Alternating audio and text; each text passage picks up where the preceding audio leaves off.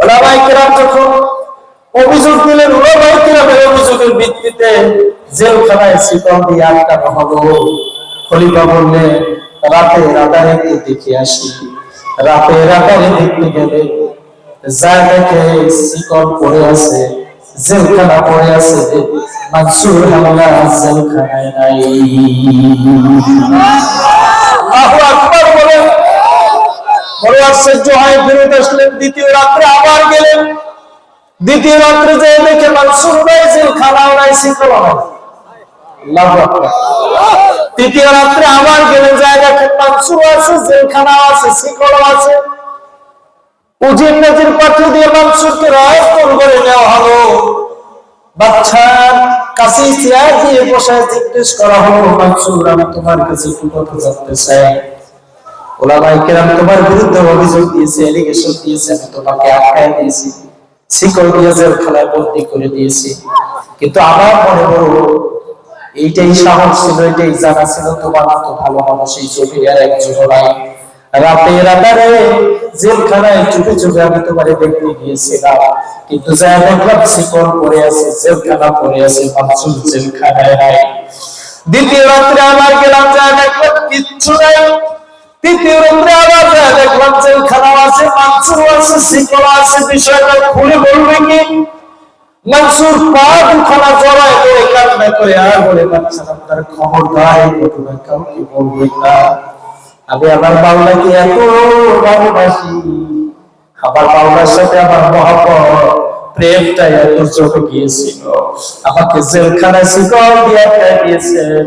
কিন্তু আমি বাংলারে না দেখে আমি কেমনে থাকবো? শিকল আর জেলখানা ফালায় দিয়ে আমি আমার বাংলার সাথে দেখা করতে গিয়েছিলাম।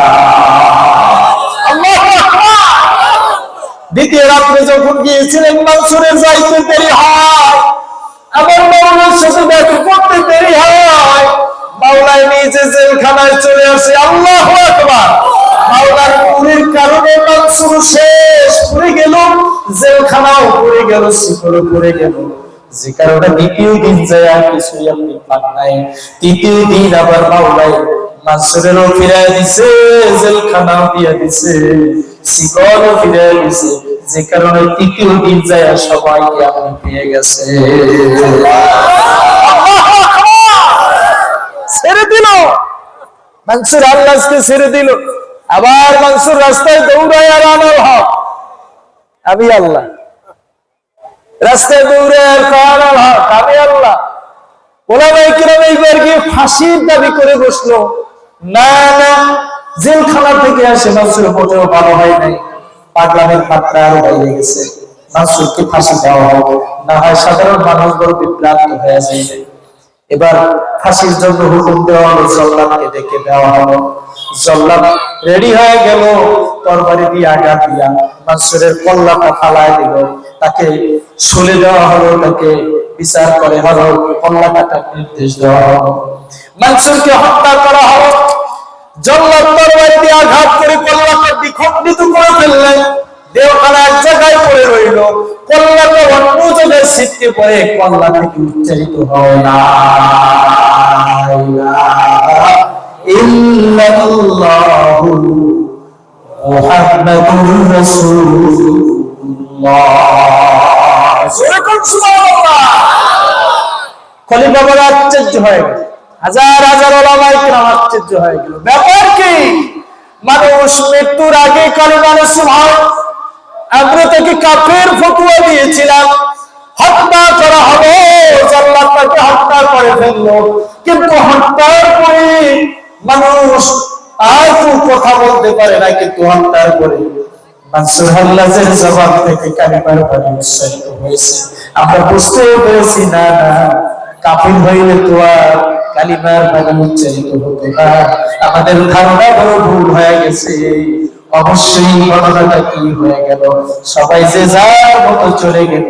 রাত্রে বেলা মদিনার নবী স্বপ্নে দেখায়, আমার আল্লাহ মদিনার নবীর মাধ্যমে ওই বাচ্চাকে স্বপ্নে দেখায়, ওলামায়ে হযরতকে স্বপ্নে দেখায়, বলে শোনো মানসুর আমার আল্লাহর প্রেমিক থাকায়, আমার মাওলার সাথে মিলে যাওয়ায় জবান থেকে আমার হক শব্দটা উচ্চারিত হয়েছে।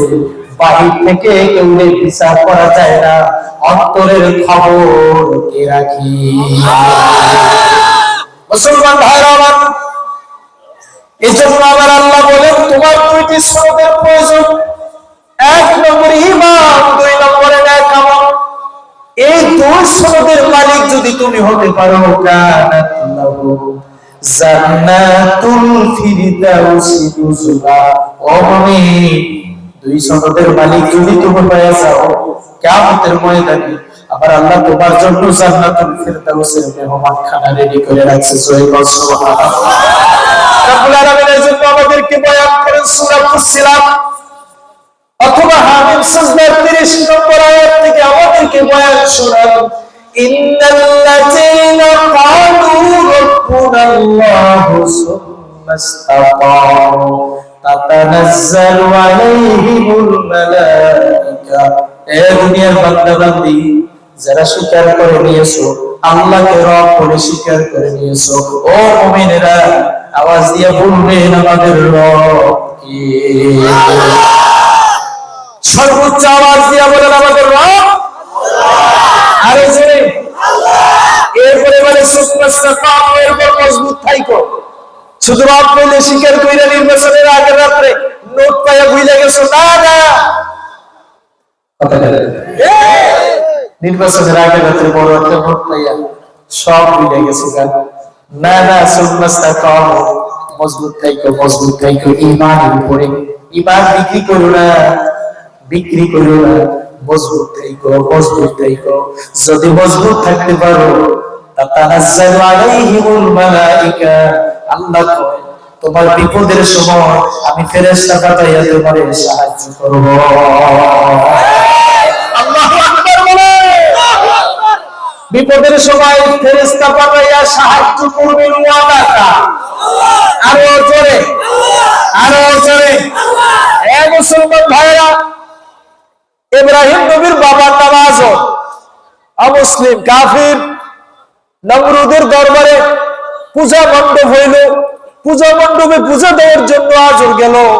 নমরুদ জিজ্ঞেস করলো তোমার পোলা ইব্রাহিম কই? বলে বাসায়। ইব্রাহিমের নিয়ে আসো। যায় আজর কয়, এই ইব্রাহিম শোনো, বাসায় তোমারে দাওয়াত দিয়েছে। ইব্রাহিম নবী কয়, ইন্নী সাকিম, আমি অসুস্থ, আমি যাইতাম না। সুবহানাল্লাহ। নমরুদের দরবারে পূজা মণ্ডপ হইতেছে, বাবা গেছে আজর, ছেলে ইব্রাহিম যাইবে না জানাই দিছে। আব্বু দেশের পূজা মণ্ডপে মুসলমানের পোলাপান না যাওয়া পর্যন্ত পূজা মণ্ডপ জমে না। কথা বলেন ঠিক কিনা? আমি জানি আগামী বছর আপনারা দাওয়াত দিবেন না, কারণ এই আপনাদের সব বইলে ফেলাইছে। কারণ তাহাজ্জুদ করার পরে, ইশরাক করার পরে কান্নাকাটি করে বাসায় যাওয়ার সময় মানুষের বাগানের খোলা দিয়েছে বাড়ি যান, ওটা আমি জানি। খোলা চিনেননি? সুপারি গাছের ওদের কি কা ভাই ভাই বহুত দেখেছি। তাহাজ্জুদ করছে, ইশরাক করেছে, মাথায় পাগড়ি আছে, লম্বা জামা আছে, বগলে যায় নামাজ আছে। যাওয়ার সময় আরেকজনের বাগানের কিনারা দিয়ে যাওয়ার সময় এর বাইল নিয়ে বাড়ি চলে গেছে। কথা বলুন, আপনারা দেখেন হ্যাঁ? এটা কি জায়েজ? কথা কথা, এটা জায়েজ? এটা বাইলের দাম 5 টাকা, 10 টাকা হোক, এই 10 টাকার বিনিময়ে তাহাজ্জুদ কোথায় নেই? কথা বলেন না কেন? ইন্নাল্লাযীনা ক্বালু রাব্বুনাল্লাহ, আমার আল্লাহ কয় যারা স্বীকার করে নিয়েছে রবকে, সুম্মা ইসতাকামু, 3 দিন না খেয়ে রয়েছে তবুও হারাম খাও নাই, 1 মাস পর্যন্ত না খাওয়া তবুও হারাম খাওয়া নাই, ঈদের দিন নতুন পোশাক নাই তবুও হারাম টাকা দিয়ে নতুন পোশাক কিনা ঈদগাহে যাওয়া নাই, সেরা পোশাক দিয়ে ঈদগাহে গেছে, সুম্মা ইসতাকামু, মজবুত হয়েছে, মজবুত হয়েছে। তাতানাজ্জালু আলাইহিমুল মালায়েকা, আল্লাহ তাআলার রহমতের ফেরেশতা দিয়া আমি আল্লাহ সাহায্য করার ওয়াদা দিলাম। জোরে বল সুবহানাল্লাহ। ইব্রাহিম ভাই নাম যাইতাম না, আজর যায় কালাম লোক বাসলামদার আমার ভূতে আইব না, আবার যাও দাওয়াত দাও। পুত্রে যায় কয় বাচ্চা আবারও দাওয়াত দিছে তোমারে, কয় না আমি যাইতাম না। আবার যায় কয় আজর কয় বাদশাহদার আইতো না। আজরের ধাক্কা বলে তোমার খোলা যদি হাজির না হয় আমি শাস্তি দিয়া মাইরা ফেলাবো। আজর কয় মাইরেন, আমার কিছু করার নাই। এ আজর শোন, মারবো কি এমনি না, আগুন জ্বালায়া মাইতাম, আগুন জ্বালায়া মাইতাম। আজর কয় ঠিক আছে আপনার যা ইচ্ছা করেন। তাফসীরে মাজারি সানাউল্লাহ বানিবুতি রাহমাতুল্লাহ আলাইহি লিখেন, তাফসীরে মাআনিত তানজিলে ইমাম বাগাবী লিখছেন 6 মাস পর্যন্ত আগুন জ্বালাইছেন। ইব্রাহিম নবীর মারবার জন্য নমরুদের 6 মাস আগুন জ্বালাইছে। এই স্থানে যদি 6 মাস আগুন জ্বালানো হয় আশেপাশে কেউ তাকে টিকতে পারবে না, এইটাই সত্য কথা, ঠিক কিনা? মালিকুত তানজিল ইমাম বাগাবী লিখেন 3 কিলোমিটার দূর থেকে কাছেও কেউ যাইতে পারে না। কেমনি ফালাইলে এখন ইব্রাহিম নবীর আগুনের মধ্যে কাছেই তো যাইতে পারে না। সর্বপ্রথমে জমিনে নমরুদ কেরেন আবিষ্কার করলো। আজকের যে কেরেন দেখেন অত্যাধুনিক কেরেন, এই কেরেনের আবিষ্কার হলো নমরুদ। সর্বপ্রথম আবিষ্কার কইরা কেরেনে সৈনিক পাঠাইয়া ইব্রাহিম নবীরে দইরাইয়া কেরেনের মধ্যে বসাই দিয়েছে। কেরেনে কইরা আগুনের মধ্যে ফালাই দিবে। মুসলমানেরা ঘটনা বলার জন্য নয়, বুঝে থাকলে বলুন, ইব্রাহিম নবী কি জানে না আগুন জ্বালাইছে তারে পোড়ানোর জন্য? কথা বলেন না কেন? এই এলাকার মধ্যে যদি আমার জন্য আগুন জ্বালানো হয় অবশ্যই তারা জানবো। কথা বলেন না? সৈনিকেরা যখন ধরার জন্য গিয়েছিল তাদের কাছে সারেন্ডার হয়নি, হয়তো নত স্বীকার করলেই হয়তো তারা ছেড়ে দিত। বাচ্চার কাছে যায় বলতো ইব্রাহিম সারেন্ডার করেছে, কিন্তু না, ভরসাটা ছিল কার উপরে? আরো জোরে কথা, আরো জোরে কথা। কেরেনের মধ্যে নিয়ে বসায় দিয়েছে। তাফসীরে খাজিনের মধ্যে লেখেন জিবরিল আমিন এসে সালাম দিয়া কয়, ও নবী ইব্রাহিম, আমি জিবরিল আসছি আপনাকে সাহায্য করবার জন্য, একটু পরে আপনাকে আগুনের মধ্যে ফেলায় দিবে। আপনার যেই সাহায্যের প্রয়োজন হয় আমার কাছে বলুন, আমি আপনাকে সাহায্য করব। ইব্রাহিম নবী কেঁদে দিয়ে বলে, ভাই জিবরিল মনে কষ্ট পেও না, তুমি চলে যাও, তোমার সাহায্যের আমার প্রয়োজন নাই। আল্লাহু আকবার! যেই মাওলা আমাকে এই পর্যন্ত পৌঁছে দিয়েছে, বাকি সবার জন্য ওই মাওলা আমার জন্য যথেষ্ট। আল্লাহু আকবার! জিবরিল আমি মন খারাপ করে অবতর হয়ে গিয়ে বলে, আপনার ইব্রাহিমের সাহায্যের জন্য গিয়েছিলাম, সাহায্য দেয় নাই। কি বলছে ইব্রাহিম? ইব্রাহিম বলছে আমার জন্য আমার মাওলাই যথেষ্ট। জিবরিল আমার বন্ধু ইব্রাহিম কি এই কথাই বলছে? হ্যাঁ, এই কথাই বলছে, আমার জন্য আমার রব যথেষ্ট। জিবরিল যাও, তোমার যাওয়ার প্রয়োজন নাই, আমি আগুনের নোটিশ দিয়া দেই, 6 মাস পর্যন্ত জ্বালানো আগুনের আমার মাওলাইকা ইয়াদারু কোনি বাদাউ ওয়া সালামান আলা ইব্রাহিম। আগুন যতটা হোক না কেন আমার বন্ধুরে তোর মধ্যে ফালাই দিলে আমার বন্ধুর জন্য আরামদায়ক হয়ে যায়। যুবক ভাইরা আওয়াজ দিয়া বলবা যে আল্লাহ ইব্রাহিম নবীর আগুন হারাম করে আরামদায়ক ভাবে দিয়েছিলেন, ওই আল্লাহ আপনার নাই। আরো জোরে বলো, আছে না নাই? এই মুসলমান বাবারে, এই জন্য আমার আল্লাহ কয়, ইন্নাল্লাযীনা ক্বালু রাব্বুনাল্লাহু সুম্মা ইসতাকামু, যারা রব্বকে স্বীকার করে নিয়েছে মজবুত থাইকো, মজবুত থাইকো। তাতানাজ্জালু আলাইহিমুল মালায়েকা, ফেরেশতা দিয়া তাদেরকে সাহায্য করার ওয়াদা কি করেছে। এ বাবারে, গল্প বইলে সময় কাটাইবো না, রাত্র বেশি করবো না। ইসুফ নবীর তার 10 ভাইরা কুয়ার মধ্যে ফালাই দিয়েছেন, এই গল্প আপনারা জানেন। কথা বলে ঠিক কিনা? 10 ভাইরা নিয়ে ইসুফের বেশি ভালো পাইয়া নবী, এজন্য কুয়ার মধ্যে ফালানোর জন্য নিয়ে গেছে। কুয়াটা গভীর ছিল 80 হাত গভীর।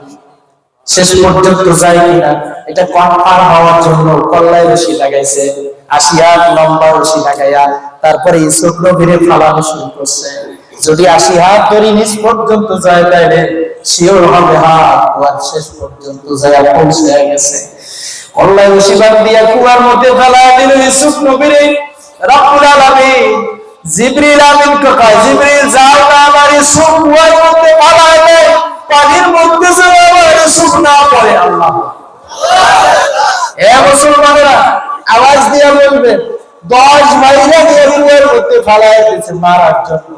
ইউসুফ কি জানতেন না একটু সারেন্ডার করলেই তো হইতো, ভাইদের কাছে বললেই হইতো, ভাইয়েরা আমারে মাফ করে দাও, তোমাদের বিরুদ্ধে আর কোনো আমার অভিযোগ থাকবে না, তাইলেই তো হয়ে যাইতো। আমার আল্লাহ তারপরে আমার মাওলার উপরে ভরসা কইরা ইউসুফ নবী আমার মাওলাকে ডেকেছিলেন, আমার মাওলায় সাড়া দিয়েছিলেন। কথা বলেন ঠিক না? জিবরিল যাও আমার ইউসুফ যেন কুয়ার মধ্যে পড়ে না যায়, তোমার নূরের পাখাগুলো পিছিয়ে দাও যায়। জিবরিল আমিন কয়, আমি কোথায় আর ইউসুফ নবী কোথায়? জিবরিল আমিন তখন ছিল সিদরাতুল মুনতাহায়। সিদরাতুল মুনতাহা থেকে জমিন কোটি কোটি কোটি কোটি। জিবরিল আমিন কয়, লি সিতুমিয়া সারাহি, আল্লাহ আমারে 600 ডানা দিয়েছেন। জীবনে 600 ডানা 3 বার ব্যবহার করছি, একবার যদি পাখা দিয়ে আমি এইভাবে পালতি দেই 1000 বছর জায়গা আমি পারায় যাই। 600 ডানা জীবনে 3 বার ব্যবহার করছি। সুবহানাল্লাহ কন্যা। এর মধ্যে একবার হলো ইউসুফ নবীর যখন পাখা বিছিয়ে দেওয়ার জন্য বলছিল, আমি ছিলাম সিদরাতুল মুনতাহা, ইউসুফ নবী জমিনে আমি 600 ডানা ব্যবহার করিয়া জমিনে সইরা কুয়ার কিনারায় তলদেশে যায় দেখি ইউসুফ নবী এখনো তলদেশ পর্যন্ত পৌঁছায় নাই। আল্লাহু আকবার। ও মুসলমানেরা আওয়াজ দিয়া বলবা, ইউসুফ নবীর ভরসা আমার মাওলার উপরে থাকার কারণে জিবরিল আমিনের সাহায্যের জন্য পাঠায় দিয়েছিলেন তিনি কে? আল্লাহু আকবার, আল্লাহু আকবার। প্রিয় ভাইরা আমার, এজন্য আমার আল্লাহ বয়ান করেন, আল্লাযীনা ক্বালু রাব্বুনাল্লাহ, ভরসাটা যদি আমার আল্লাহর উপরে ছেড়ে দাও, সুন্নাস্তাকাম, মজবুত থাইকো, মজবুত থাইকো। খানা খুদার যন্ত্রণায় শেষ হয়ে যাও, তবু হারাম খানা খাইও না। আল্লাহ তাআলা বলেন, তাতানাজ্জালু আলাইহিমুল মালাইকা, মওতের সময়, বিপদের সময় অবশ্যই আমি আল্লাহ রহমতের ফেরেশতা দিয়ে সাহায্য করব। আল্লাহু আকবার। ইমাম বুখারী অন্ধ হয়ে গেছে, বাচ্চা বয়সে অন্ধ হয়ে গেছে। নামাজের মুসল্লি সাজদায় উঠে মায় কান্না করে, আর আল্লাহ আপনার সিদ্ধান্তই ফাইনাল। সুবহানাল্লাহ। চাইছিলাম ইসমাইল, ইমাম বুখারীর নাম ইসমাইল, ইসমাইল ইবনে মুহাম্মদকে চাইছিলাম একজন যোগ শ্রেষ্ঠ আলেম বানাইবো, কিন্তু তুমি চোখ নিয়ে গেছো বাচ্চা বয়সে, এতেই মানুষ, বাবাও নাই, চিকিৎসা করবার মতো অর্থ নাই, কিন্তু তোমার সিদ্ধান্তের উপরে আমি কোনো আঘাত করবো না, তোমার উপরে আমি নির্ভর। যদি তোমার ইচ্ছা হয় ভালো করে দিও, যদি ইচ্ছা না হয় লাগবে না। ইমাম বুখারী দৌড়িতে দৌড়িতে একা মা, মা তখনও সেজদায়, দৌড়িতে দৌড়িতে একা মা, আমি দিয়া কোন চোখে দেখতেছি। তার জীবনের মধ্যে লেখা, ইমাম বুখারীর জীবনের মধ্যে লেখা, আল্লাহ চক্ষু ফিরিয়ে দিয়েছেন। আমার আল্লাহর উপরে তাওয়াক্কুল করে দোয়া করায় চক্ষু ফিরিয়ে দিয়েছিলেন। আলো এত পাওয়ার হয়েছিল, চাঁদের আলোতে দেখে দেখে বুখারী লিখছে। আল্লাহু আকবার, সুবহানাল্লাহ। চাঁদের আলোতে বুখারী লিখছে, ওই বুখারী আমি পড়তেও পারি না। বলেন তো ভরসাটা কার উপরে?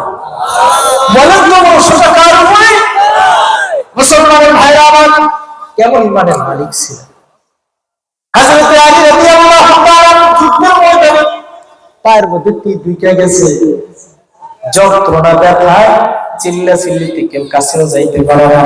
নবীজি মসজিদে নববীতে ফিরলেন, মদিনায় ফিরলেন, বেলালকে বললেন, বেলাল আযান দিয়ে দাও। সাহাবীদের কানে কানে বললেন, বেলাল আযান দিলে আমি নামাজে দাঁড়ায় যাইব। আমি নামাজে দাঁড়ায় গেলে আলীকে ধইরা তীর গাঁথা অবস্থায় নামাজে দাঁড়া করায় দিল। সুবহানাল্লাহ।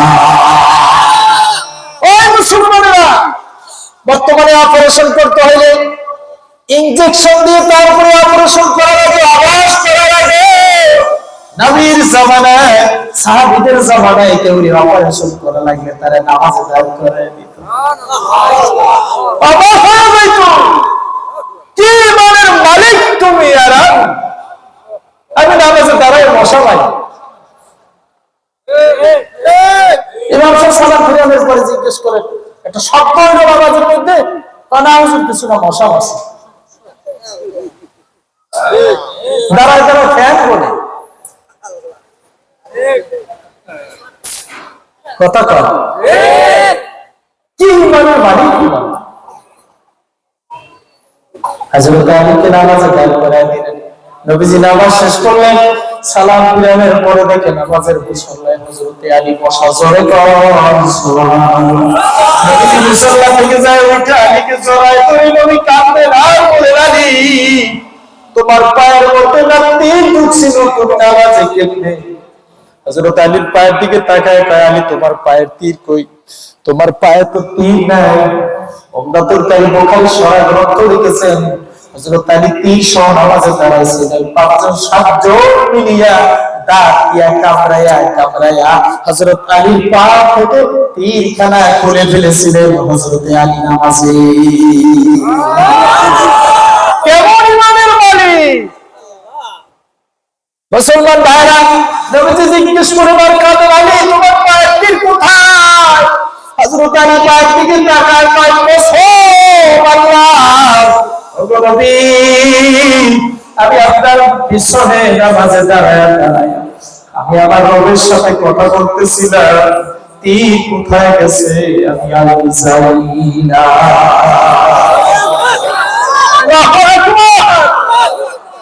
মুসলমান ভাইরা আমার, কেমন ইমানের মালিক! ভরসা কার উপর? আরে বেলালে কি মারাটা মারছে! কালিমা কবুল করার কারণে মদিনার যুবকেরা বেলালকে মাইর। বেলালের জবান থেকে আহাদ, আহাদ মানে আমার আল্লাহ।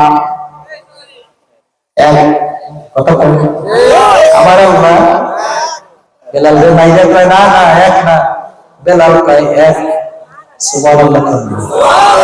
মারতে মারতে মারতে না অনেকতে মোমো সুবানায় দিচ্ছে। যুবকরা কয় এই বাইরে হইবে না, গোড়া ধরে নিয়ে আসছে। হযরত বেলালের পায়ের সাথে রশি লাগাইয়া গোড়ার পায়ের সাথে বাইরে দিছে, গোড়া তারাই দিছে। গোড়া দৌড়ায়, বেলাল উল্টা বাইলে রশিকে বাঁধা, হাত নাই পা নাই, দাঁত নাই, মাথা ফাটা, রক্ত বাইরে, মুমূর্ষু পড়ে যাবে। হযরত আলী পাশ থেকে যাচ্ছিল, হযরত আবু বকর পাশ দিয়ে যাচ্ছিলেন। ময়দানের এক কোণায় রাখা আছে, মরে যাবে। যুবকেরা পাহারা দেয়। হযরত আবু বকর কয়, যুবকেরা বেলাল রে আর পাইলো না, বেলালের মা বাবা বাড়ি ঘর কিছু নাই, বেলাল রে আমাদের কাছে বিক্রি করে দাও, বেলালের মদিনায় নিয়ে যাই। ধমকায় বলে, আবু বকর বেলাল রে কিনবার মতো পয়সা তোদের কাছে নাই। হযরত আবু বকর কাঁদতে কাঁদতে যায় নবীজির কাছে কয়, নবীজি বলে, তোমরা বেলালকে কিনবার সহযোগিতা করো, যার কাছে যা ছিল দিয়েছিল। তাফসীরে কাশফের মধ্যে লিখেছেন 2000 দিরহাম জমা হয়ে গেছে। ওই সময়ে 2000 দিরহামে বর্তমানে 2 কোটি টাকার বেশি হবে। জোরে কর সুবহানাল্লাহ। হযরত আবু বকরকে দিয়ে লাগাই দিলেন, যাও বেলালকে কিনে নিয়ে আসো। বস্তা দিয়া বেলালকে কিনে নিয়া, বর্তমান জমানার আধুনিক চিকিৎসা বিদ্যা তখন ছিল না, সেবা করা আরম্ভ করলো। দীর্ঘকাল পর বেলাল সুস্থ হয়ে গেল। তাফসীরে লেখেন 1.5 মাস পর বেলাল সুস্থ হলো। একদিন নবীজি নামাজে দাঁড়াইলেন, বেলাল গিয়া মসজিদের নববীতে পিছনে নামাজে দাঁড়ায় গেলেন। সালাম ফিরে দেখলেন বেলাল নামাজের মুসল্লায়। নবীজি মুসল্লা সাইরা যাইয়া বেলালের জড়ায় ধরে কাঁদলেন, কয় বেলাল তোর মতো ঈমান এত মজবুত ঈমান আর কারো নাই, তোর মতো এত ঈমানের মালিক আর কেউ না বেলাল। আমি নবী তোর উপরে বড় খুশি, তোর কাছে যাওয়ার মতো আমার কিছু নাই, তবে আমি তোরে একটু খুশি করতে চাই। এই মসজিদে নববীর আজ থেকে বেলাল তুমি মুয়াজ্জিন। আমার প্রিয় নবী হাদিসে বুখারীতে বর্ণনা করেছেন, নবীর মসজিদে এক রাকাতে 50,000 রাকাতের সওয়াব দিবেন। আর মক্কায় যদি কেউ এক রাকাত পড়ে তাকে 1,00,000 রাকাতের সওয়াব দেওয়া হবে। জোরে কোন সুবহানাল্লাহ। বেলাল পুতলা, বেলাল নিগ্র, বেলাল গোলাম, বেলাল অশিক্ষিত, বিদায়া ওয়া নিহায়া ইবনে কাসির রাহমাতুল্লাহ আলাইহি বেলাল পুতলা জীবনে কোনদিন আশহাদু বলতে পারে নাই, সারা জীবন আশহাদু বলছেন, কথা বাদ দাও। 2 নম্বরে বেলাল নিগ্র মানে কালো। 3 নম্বরে বেলাল গোলাম, গোলামের বংশধর, স্বাধীন না পরাধীন। 3 নম্বরে 4 নম্বরে বেলাল অশিক্ষিত, ছেলেরা পড়তে লিখতে পারত না। সেই বেলাল মসজিদে নববীর মুয়াজ্জিন, সবাই গায়ে লেগে গেছে। বারবার যায় কয় নবী গো, বেলাল আযান দিলে, বেলাল মুয়াজ্জিন থাকলে আমাদের পেশকিছে বাজে। নবী কোনো কথা শুনছেন না। একদিন এশারে নামাজের পরে সবাই মিলে ধরলেন, নবীজি বেলালের ডাক দিয়ে কয়, বেলাল ফজর থেকে দুনিয়ার আযান দিবা না, নতুন করে মুয়াজ্জিন নিয়োগ দেওয়া হয়েছে, বর্তমান স্বাধীন বংশের মানুষ, উনি আযান দিয়ে দিলে তুমি আযান দিবা না। সবাই আনন্দে আত্মহারা, যে যার মতো বাড়িতে ফিরছে। কিন্তু বেলাল ওই যে বাড়ি করে কিচ্ছু নাই, মা বাবা নাই। মসজিদে নববীর দরজা জানালা বন্ধ করে দিয়েছে, দায় উঠে একান্তে আর কয়, মাগি আমি তোতলা, আমি গোলাম, আমি অশিক্ষিত, আমি সেজন্য আমার মসজিদ দিয়ে গেছি, কোনো দাবি তোমার কাছে নাই। কিয়ামতের ময়দানে বেলালের জন্য জান্নাতে একটু জায়গা দিও।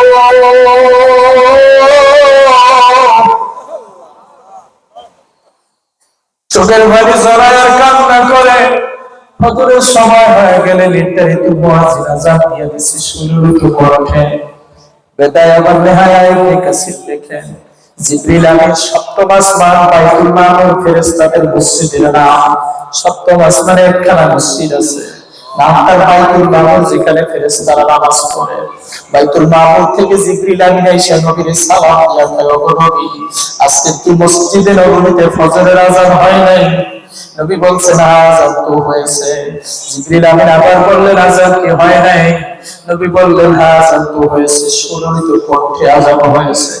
জিবরিল আমিন বললেন, না, আযান হয় নাই গো নবী। আমি জিবরিল কসম, ইজ্জতের কসম করে বলি, আমরা সপ্তম আসমানে অপেক্ষা করতাম, বেলাল আযান দিলে শুধুমাত্র মদিনার মানুষরা শুনত না।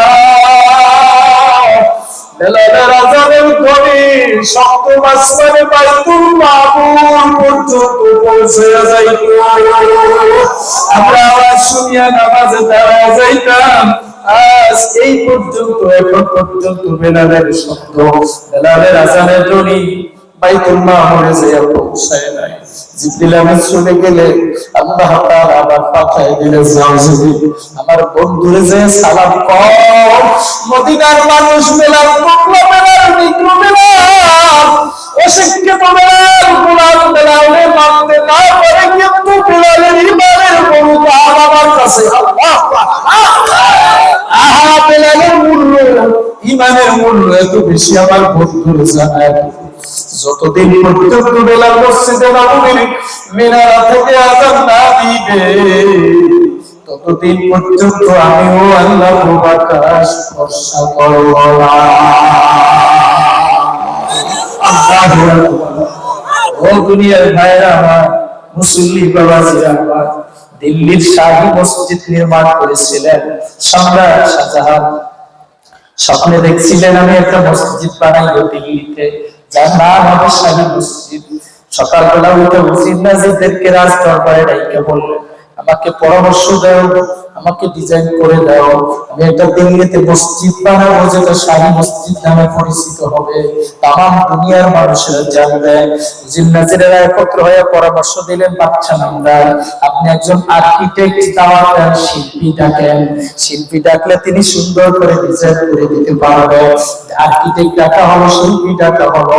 শিল্পীকে বললেন, আমি একটা মসজিদ নির্মাণ করবো, আমাকে ডিজাইন করে দাও। শিল্পী বললেন, ক্যাটালগ না থাকলে, ক্যাটালগ না হইলে আমি ডিজাইন করতে পারবো না।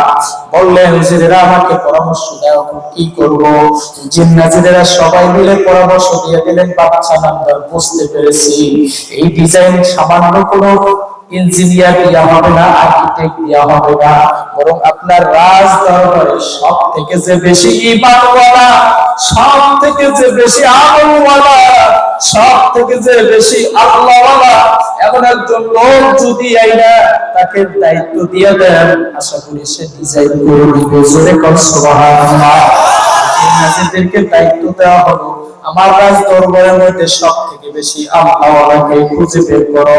খুঁজতে খুঁজতে খুঁজতে খুঁজতে তারা ভোট গ্রহণ করতে করতে পাওয়া গেল রাজ দরবারের যিনি বাবুর্চি ছিলেন, বাবুর্চির নামে রিপোর্ট দিয়ে দিল। বাবুর্চির নামে যে রিপোর্ট দিয়ে বলে বাদশাহ নামদার বাবুর্চিকে ডাকতে পারেন। জিজ্ঞেস করলেন বাদশাহ নামদার, কেমনে তোমরা বের করলে বাবুর্চি আল্লাহওয়ালা? বলে আমরা গভীর রাত্র সহ বিভিন্ন সময় পর্যবেক্ষণ করছি, রান্না চলতেছে, বাবুর্চি যায় নামাজ বিছায়া কার সাথে যেন কথা বলে, আর রান্নায় কারা যেন সাদা পোশাকধারী লোকেরা তারা সহযোগিতা করে। আল্লাহু আকবার। এমন লোকটারে যদি বলে উনি নিশ্চয়ই অবশ্যই ডিজাইন করে দিতে পারবেন। বাবুর্চিকে রাজ দরবারে ডাকা হলো, উপস্থিত মন্ত্রীদের সামনে বলা হলো, সবাই তোমার নামে রিপোর্ট দিয়েছে, তুমি বড় আল্লাহওয়ালা, আমার এই ডিজাইন তুমি করে দাও, আমি শাহী মসজিদ বানাবো। বাবুর্চি ডাক দিয়ে বলেন, বাদশাহ নামদার আমাকে মাফ করে দেন, আমি আল্লাহওয়ালা না ভুল শুনছেন। আপনার রাজ দরবারের মধ্যে সব থেকে বড় আল্লাহওয়ালা হলো এই রাজ দরবারের বাথরুম পরিষ্কার করে মেথডের দায়িত্ব যদি আপনি জিজ্ঞেস করেন, আশা করা যায় ভালো ডিজাইন আপনারা করে দিবে। একটু জোরে বলবেন কি সুবহানাল্লাহ। মুসলমান বানারে মেথডে খবর দেওয়া হলো, ভয়ে ভয়ে রাজ দরবারে উপস্থিত হলো। বাচ্চার পক্ষ থেকে বললেন, হ্যাঁ মেথড শোনো, আমি একটা মসজিদ নির্মাণ করবো, স্বপ্নে দেখেছি, ডিজাইন বলে দিয়েছি, আমাকে ডিজাইন করে দাও, শুনেছি তুমি বড় আল্লাহওয়ালা। মেথর বললেন, না আমি পারবো না। না তোমাকেই পারতে হবে। কাগজ কলম নিয়ে গেলেন, কাগজ কলম নিয়ে যায় আইকাই না ডিজাইন করে বাদশার সামনে জমা দিয়ে দিলেন। দেখার সঙ্গে সঙ্গে একটা চিৎকার মেরে জমিনের মধ্যে বেহুশ হয়ে পড়ে গেল। দীর্ঘ সময় পরে জ্ঞান ফিরলে জিন নাজিরা জিজ্ঞেস করলেন, বাদশা নামদার এমন কি এফেক্ট হয়েছিল যে আপনি বেহুশ হয়ে জমিনের মধ্যে পড়ে গেলেন? বাদশা কান্দে থরথর করে কম্পমান আর কান্না করে আর বলে, অসময় রবে রাত্রে বেলা সেই মসজিদের ডিজাইন আমি স্বপ্নে দেখেছি, রাজ দরবারের মেথর হুবহু একই ডিজাইন আমাকে করে দিয়েছে। আল্লাহ আল্লাহু আকবার, নারে তাকবীর। ইন্নাল্লাযীনা ক্বালু রাব্বুনাল্লাহু সুম্মা ইসতাকামু তাতানাজ্জালু আলাইহিমুল মালায়েকা, যারা স্বীকার করে নিয়েছে আল্লাহ এর উপরে মজবুত থেকো, তাতানাজ্জালু আলাইহিমুল মালায়েকা, আল্লাহ কতবার বিপদের সময় আমি আল্লাহ রহমতের ফেরেশতা পাঠিয়ে সাহায্য করব। জোরে বল সুবহানাল্লাহ। ইন্নাল্লাযীনা আমানু ওয়া আমিলুস সালিহাত কানাত লাহুম জান্নাতুল ফিরদাউসি নুজুলা। আল্লাহ কয় তোমার সম্পদ লাগবে দুইটা, কিয়ামতের ময়দানে যদি যায় পরিচয় দাও আমি বড় বক্তা ছিলাম, আমি আল্লাহ জিজ্ঞেস করব না। অমুক ইউনিয়নের চেয়ারম্যান ছিলাম, জিজ্ঞেস করব না। এমপি ছিলাম, জিজ্ঞেস করবে না। মন্ত্রী ছিলাম, জিজ্ঞেস করবে না। জামিয়া এমদাদিয়ার শাইখুল হাদিস ছিলাম, আল্লাহ জিজ্ঞেস করবে না। মোহতামিম ছিলাম, জিজ্ঞেস করবে না। বাংলাদেশের গভর্নমেন্ট ছিলাম, আল্লাহ জিজ্ঞেস করবে না। শাসক ছিলাম, খলিফা ছিলাম, বক্তা ছিলাম, শিক্ষিত ছিলাম, অশিক্ষিত ছিলাম, আমার আল্লাহ জিজ্ঞেস করবে না। আবার আল্লাহ দেখবেন দুই সনদের মালিক যদি তুমি হয়ে যাও, ঈমান আর নেক আমলের মালিক যদি তুমি হয়ে যাও, আমার আল্লাহ কানাত লাহুম জান্নাতুল ফিরদাউসি নুজুলা, আমি আল্লাহ তোর জন্য জান্নাতুল ফিরদাউসের মেহমানখানা রেডি করে রাখছি। আল্লাহু আকবার। পরে তাফসীরের মধ্যে লিখেছেন জামে সগীরের মধ্যে খাদিজাতুল কুবরার ইন্তেকাল হয়ে গেছে। নবী দাফনের জন্য নিয়ে গেলেন, কবর রেডি করা হলো, আল্লাহ নবীর নিজ হাতে দাফন করছে খাদিজাতুল কুবরাকে। দাফন করে মাথার কাছে দাঁড়ায় দাঁড়ায় আল্লাহ নবী কাঁদতেছিলেন, ফুপিয়ে ফুপিয়ে আওয়াজ করে সব ভিজে ভিজে পানিগুলো পড়তেছিলেন। সাহাবায়ে কেরাম যায় নবীরে মোসায়া মোসায়া বলেন, আল্লাহর নবী আপনি যদি এইভাবে করে কান্না করেন সাহাবায়ে কেরামের অবস্থা বড় খারাপ হয়ে যাবে, আপনি কাঁদবেন না উম্মতের রাসূল বানায় ফেলবে। আল্লাহ নবী ফিরেও তাকালেন না, আবার নবী কাঁদে, সাহাবায়ে কেরাম আবার সান্ত্বনা দেন, নবী ফিরেও তাকান না। সর্বশেষ হযরত আবু বকর গিয়ে পিছন দিক থেকে জড়ায় করে কাঁদেন আর বলেন, আল্লাহ নবী আমরা সহ্য করতে পারি না। টাকা দেখেন সাহাবায়ে কিরাম মাটির মধ্যে পড়াগড়ি খায়, কান্না করে, আপনি একটু টাকা দেখেন, আপনি কাঁদবেন না। আল্লাহ নবী হযরত আবু বকর রাদিয়াল্লাহু তাআলা কে জড়ায় করে বলে, আবু বকর আমাকে কান্নায় পাঠাইও না, যাবো খাদিজাতুল কুবরাকে, আমার দাদার ইন্তেকাল হয়ে গেছে, আমার মা ছিল না, বাবা ছিল না, আমার দাদা লালন পালন করে চলে গেছে, আমার চাচা আবু তালেব তিনিও চলে গেছে। মক্কার মানুষেরা তরবারি দিয়ে খুঁজে কোন সময় আমারে পাইয়া ফেলাইবে, এই ঘটনা যাই না খাদিজা তার বাড়িতে আমাকে রাখাল বানাই আশ্রয় দিয়েছে। 25 বছর বয়সে আমার সাথে তার সাথে বিবাহ বন্ধনে আবদ্ধ হয়েছে। 40 বছর বয়সে আমি হেরা গুহায় দেবমগ্ন গুহার মধ্যে যায় থাকতাম এই উম্মতের নাজাতের জন্য। রাতে রাতে খাদিজা আমার জন্য যে খাবার পৌঁছায় দিত। আবু বকর মাঝে মাঝে দেখতাম হাত গুলো রক্তাক্ত হয়ে যাইত, আমি জিজ্ঞেস করতাম এই রক্তগুলো কোথা থেকে এসেছে, বলতো না।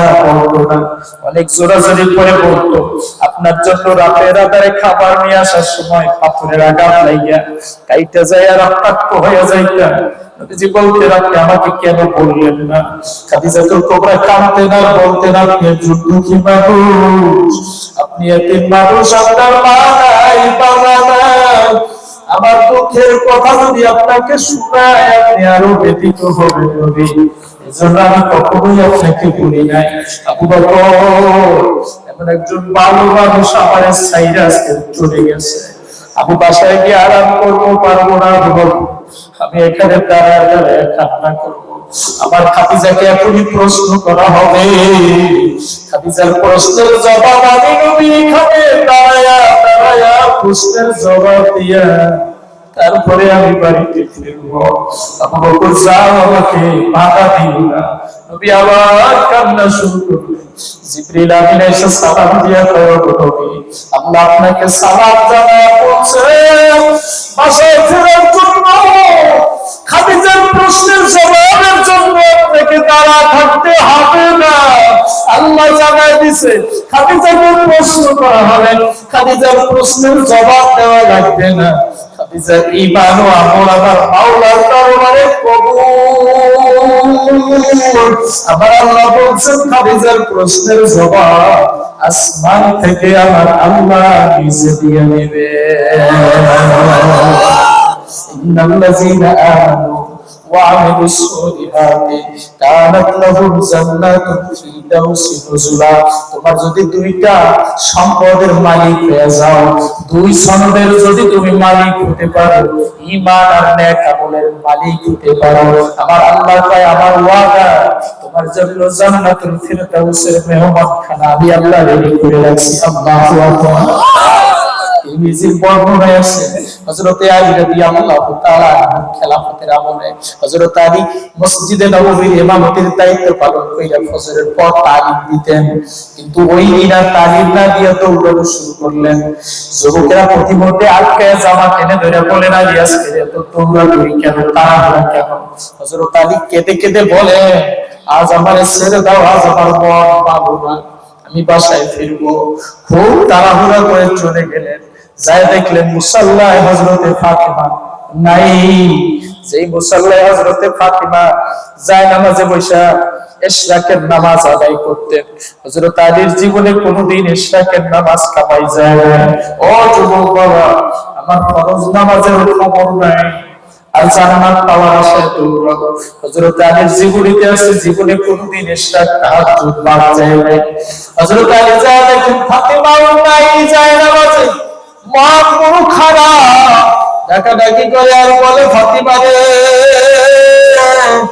আজকে আমিও এশরাকে পড়ি নাই, তুমিও নাই যায় নামাজে, কোথায় গেলে? খুঁজতে খুঁজতে যায় দেখে রান্না করে 3 পাত্র নিয়ে দাঁড়ায় দাঁড়ায় কান্না করে। একটা পাত্রের মধ্যে গামলার মধ্যে যুদ্ধের ময়দানে রক্ত মাখা জামা কাপড় গুলো ভেজানো, আর একটা পাত্রের মধ্যে আটা খামির করা আটা ভেজানো রুটি বানানোর জন্য, আর একটা গামলার মধ্যে গরম পানি করা। 3 পাত্র নিয়ে হযরতে ফাতিমা রাদিয়াল্লাহু তাআলা দাঁড়ায় দাঁড়ায় কাঁদতেছে। হযরত আলী জিজ্ঞেস করলেন ফাতিমা এত তাড়াতাড়ি করে আমার ঘরের কাজ জীবনে কোনোদিন হয় নাই, আজকের কেন এত তাড়াতাড়ি? ফাতিমা কাঁদতেছিলেন আর বলতেছিলেন প্রাণের স্বামী, যেই মুসল্লায় ফজরের নামাজ পড়ে শুয়ে পড়ছিলাম একটু ঘুমের মতো ভাব হয়েছিল, ওই ঘুমের মধ্যে মদিনার নবী আমার বাবা এসে আমার স্বপ্নে দেখে বলে ফাতিমা আজকের জমিনে রোজা রাখছো, ইফতার জমিনে হবে না, আমার কাছে এসে তোমার ইফতার করা লাগবে। আমার বুক ভেঙে গেছে প্রাণের স্বামী, আমি স্বপ্নের তাবির বের করে বুঝতে পেরেছি আজকের এই দিনের পরে আমি আর জমিনে থাকতে পারবো না। মদিনার নবী কিভাবে জানে আমি আজকে রোজা রাখছি? কেন এবার বললো আজ এই দিনের পরে আমি আর এই জমিনে পারবো না, ইফতার তার কাছে করা লাগবে। আমি সিদ্ধান্ত নিয়ে ফেলেছি যেহেতু আমার রবের দরবারে আজকে চলে যেতে হবে, আমার মাওলা যদি আমারে বলে ফাতেমা কি নিয়ে আসছো, আমি আবার আল্লাহর কাছে বলবো আসার সময় মাওলা আবার একজন নেককার স্বামীর খেদমত করে আমি কবরে আসলাম, এই জন্য আজকের কাজে লাগিয়ে গেলাম। যুদ্ধের ময়দানে রক্ত মাখা জামা কাপড়গুলো আমি আজকে ভিজা নিলাম, ইন্তেকালের পরে আমার মাওলার দরবারে বলবো একজন নেককার স্বামীর খেদমত করে এই জমিন থেকে বিদায় হয়েছি মাওলা, এর উসিলায় তুমি আমারে মাফ করে দাও। হযরত আলী জিজ্ঞেস করলেন ফাতিমা এতগুলো আটা কেন ভিজাইছো, এত খামির কেন করছো, এতগুলো কি আমার ঘরে লাগে না? কান্না করে আর বলে প্রাণের স্বামী আপনি তো দাওয়াতের ময়দানে যান, দাওয়াতের ময়দান থেকে এসে যখন দেখবেন ফাতিমা না, কে আপনাকে রুটি বানায় খাওয়াবে, হাসান হুসাইনকে কে আপনার রুটি বানায় প্রস্তুত করবে, এজন্য আজকে খুব বেশি পরিমাণে রুটি বানাইবো। এজন্য তারা জিজ্ঞেস করলেন এই গরম পানি দিয়ে কি করবে, গরম পানি কেন করছো? ফাতেমা কেঁদে কেঁদে বলেন প্রাণের স্বামী আমার ইন্তেকালের পরে এই জমিনের কোন মানুষকে আমি আর কষ্ট দেব না, এই গরম পানি দিয়ে আমার নিজের গোসল আমি নিজেই করবো, নিজের পরিধান বস্ত্র আমি নিজেই পরিধান করবো, নিজের বিছানায় শুয়ে যাইব, একটু কষ্ট করে আমাকে একটু ঢেকে দিয়ে প্রাণের স্বামী আর কোনো দাবি আপনার কাছে নাই। কথাগুলো শুনে হযরত আলী কাঁদতেছিলেন পড়ায় পড়াইয়া, হযরত ফাতিমাও কাঁদতেছিলেন। খেলার মাঠ থেকে হাসান হোসেন এসে উপস্থিত হয়ে গেছে। বেতায় আমার ভাই এমনি কাছে রহমতুল্লাহ আলাইহি আয়েশা দেখে মা কাঁদে, বাবাও কাঁদে, মায়ের গলা সবাই করে কাঁদে আর বলে মা জীবনে কোনদিন খারাপ জন্য খাবো, আমার বাবা কি আজকের খারাপ আচরণ করছে? ওদেরকে বুকের মধ্যে জড়ায় বলে না জীবনে কোনদিন খারাপ আচরণ করে নাই রে হাসান, আজকের এই দিনের পরে আর জীবনে কোনদিন মাফ হবে না, আজকের এই দিনের পরে আর জীবনে কোনদিন না দেখবি না রে হাসান। ও সেই বাবার কথা মতো শুনিও মদিনার খেলার মাঠ থেকে তাড়াতাড়ি করে আসি। কথাগুলো শুনে যেন হযরত আলী সহ্য করতে পারছিলেন না, বারবার গলা জড়ায় করে কাঁদে, বেহুশ হয় জ্ঞান ফিরে। হঠাৎ করে ডাক দিয়ে বলে প্রাণের স্বামী আপনি ওদেরকে একটু সামলায় নেন, আমি আর সময় দিতে পারবো না। আজরাইল এসে উপস্থিত হয়ে গেছে। ও মুসলমানের বাবারে কেমন প্রস্তুতি, ইমানের জন্য প্রস্তুতি কেমন হয়েছিল, আমারও তো ইমানের প্রস্তুতি কেমন তা আমি ভালো করে জানি। আজরাইল উপস্থিত হয়ে গেলে ডাক দিয়ে বলে আর সময় নাই, নিয়ে যা, গোসল করলো, কাপড় পরিধান করলো, পা দুখানা জোরে ধরে বিদায় দিয়ে দেন, জন্মের মতো আর দেখা হবে না গো। আপনি যদি মাফ না করে মাওলার দরবারে মাফ পাওয়া যাবে না। বিদায় নিয়ে বিছানায় শুয়ে পড়লেন, চাদর দিয়ে ঢেকে দেওয়া হলো। হযরত আলী নিজে বয়ান করলেন, আমি জিকিরের আওয়াজ মাঝখানে শুনতেছিলাম, হঠাৎ করে দেখি জিকিরের আওয়াজ বন্ধ হয়ে গেছে। আমি চিৎকার মাইরা হযরতে হাসান হুসাইনকে লক্ষ্য করে বললাম, হাসান রে, জিকিরের আওয়াজ বন্ধ হয়ে নাই, তোমাদের মা জনমের মতো বিদায় নিয়ে গেছে। হযরতে হাসান হুসাইন দৌড়ে যায়, মুখ থেকে কাপড় সরায়, গলা সরায় ধরে কাঁদে আর বলে, মা আর একটু কথা বলে নাও, আমরা কার কাছে ঘুমাইবো, কে আমাদেরকে খানা খাওয়াবে, মদিনার খেলার মাঠ থেকে কে আমাদেরকে নিয়ে আসবে। যেন বারবার সরায় নিয়ে যায়, আবার আসে, গলা ধরে কাঁদে, আবার নিয়ে যায়, আবার আসে। গভীর রাত হয়ে গেছে, দরজা এসে ডাক দেয়া বলে, আলী দরজা খোলো। হযরত আলী দরজা খুলে যায়, দেখে আবু জার গিফারি এসে দাঁড়ায় আছে। হযরত আলী জিজ্ঞেস করলেন, আবু জার, এত গভীর রাতে তুমি কেনই আসছো? আবু জার বলে, আমিও তো ঘুমায় গেছিলাম, মদিনার নবী আমারে ডাইকা ডাইকা কয়, আবু জার হাসান হুসাইন জন্মের মতো ফাতেমা দুনিয়া ছেড়ে চলে গেছে, দাফন কাফনের শরীক হয়ে যাও। হযরত আলী আবু জার গিফারিকে কবর করার দায়িত্ব দিয়ে দিয়েছেন। দাদা ইবনে কাসির রাহমাতুল্লাহ আলাইহি লেখেন, কবর করা হয়ে গেলে জানাজা দাফনের জন্য প্রস্তুতি নেওয়া হলো। আবু জার গিফারি দৌড়ে যায়, কয় একটু পরে অপেক্ষা করো, আমি কবরে একটু জিজ্ঞেস করবো। এ কবর, একটু কথা শুনবি, শোন, আজকের কারে রাখবে? হাসান হুসাইনের আম্মা জানকে আজকে তোর ভিতরে রাখবে, কোনো বেয়াদবি করবি না। কবর কোনো জবাব দেয় না, আবার ধমকায় বলে, কবর জবাব দিস না কেন? জানো ছেলে খোদা হযরত আলীর স্ত্রী ফাতেমাকে আজকে তোর ভিতরে রাখা হবে, বেয়াদবি করবি না। কবর কোনো জবাব দেয় না, আবার ধমকায় বলে, জানো মুহাম্মদুর রাসূলুল্লাহ সাল্লাল্লাহু আলাইহি সাল্লামের কন্যা ফাতিমারে রাখবে, বেয়াদবি করবি না। কবরের জবাব খুইলা যায়,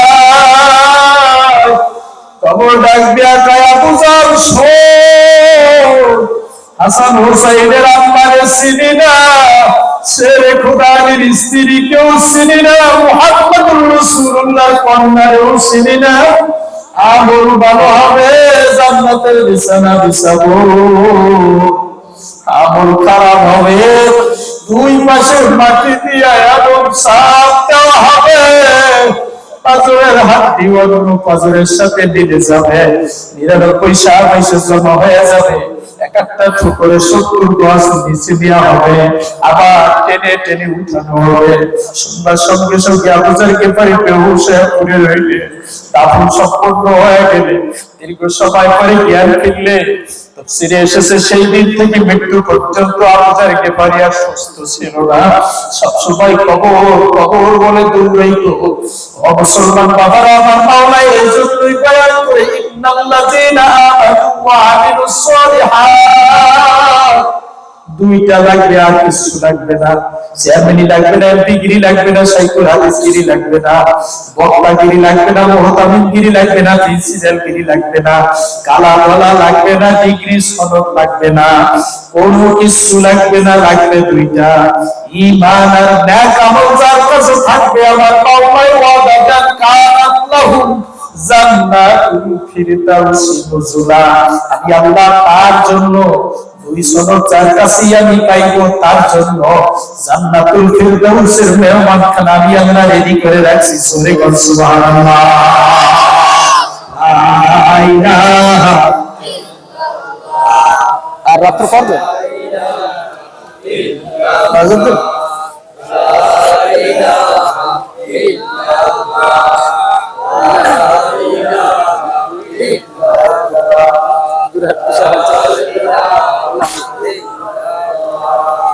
লা ইলাহা ইল্লাল্লাহ, লা